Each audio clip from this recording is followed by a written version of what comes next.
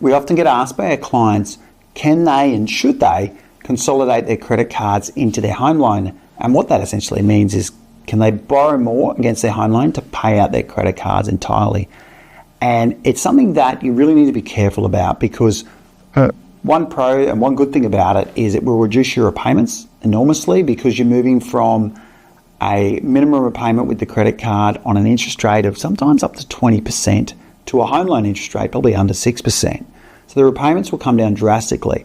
However, you're taking that credit card debt and you're actually taking it over the time that you have for a mortgage, which for a lot of us is 30 years. So now you're going to be taking a long time to pay off that $20,000 or $30,000 credit card debt that really could have been knocked over maybe in 12 months. So the interest rate will come down, but the time to pay it off will push out. So that will have a big effect on the amount of interest you actually have to pay. So you really have to look at what that interest figure is going to be to see if it's worthwhile.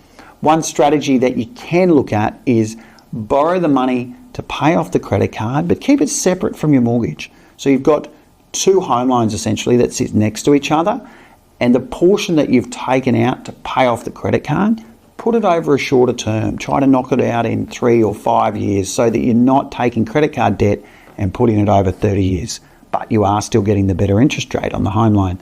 That can be a great strategy that can work really well. If you'd like to know more about your options when it comes to consolidating debt or purchasing property, jump on our website, mynewbridge.com.au.